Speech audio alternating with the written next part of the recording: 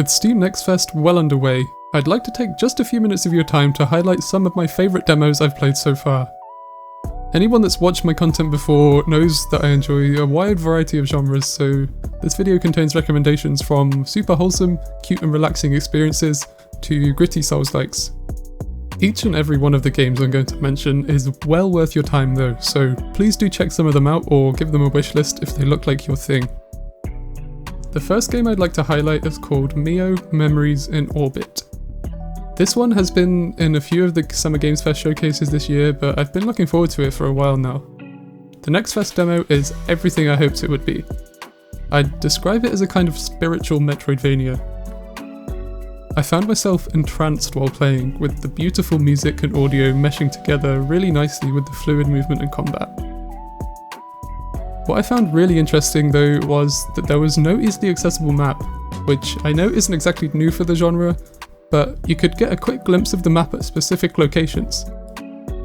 This worked super well with the flow state that the game put me in, with literally no distractions, no opening up the map to look for hidden areas or just out of habit, just pure, uninterrupted exploration and pretty challenging combat. I beat the first boss and got an upgrade and quit the demo shortly afterwards, purely because I was already sold and I wanted to experience the rest in the full game when it comes out. I loved Mio Memories in Orbit, and you absolutely need to check it out if it looks and sounds interesting to you. Next up is a game called Twinkleby. I'm not usually into decorating games of this nature too much, but I found myself enjoying this a lot more than I expected. I got absorbed by the cute and bubbly visual style, collecting shooting stars to unlock more items to decorate with, and gradually making my little sky island look a bit prettier and more inviting. People will come along in flying boats and want to live on the island as you decorate it, and you can put their bag in one of the houses you've created for them to live there. You can change the time of day and the backdrop, which you unlock more of as you progress. It's just a really lovely and chill time. Although, what I didn't expect is that the way you get rid of people you don't want on your island is by throwing their bag off the edge. I didn't try it, I felt too bad for them. The next game is a very different vibe to the previous one. It's a Souls-like inspired by a classic Dark Souls with interconnected levels and Sekiro-style parrying, and it's called Prison of Husks. The PlayStation 1 inspired visuals are fantastic, and there are secrets and hidden areas to find throughout. It's pretty challenging, and keeps a bit of that classic Dark Souls and Demon Souls ambiguity and feeling of helplessness in both the world design and combat, and I loved it. If you're into Souls-likes at all, especially the older Dark Souls games, this one absolutely deserves your attention. Quite a drastic departure from the previous game again. Next up is a lovely little game called Unpetrified Echoes of Nature. Now, this game won't be for everyone, but I loved it so much that I really wanted to recommend it anyway. It's a super wholesome game where you play as a stone golem, where you wander around interacting with cute animals and plants and solving simple puzzles. That's literally the whole game, and it is really simple, but it just made me so happy. Bumbling about the forest, finding cute little creatures to say hello to, and just slowing down and taking a moment to appreciate how lovely the world can be sometimes. You'll probably know, based on the footage here and from my descriptions, if this is going to be a game for you.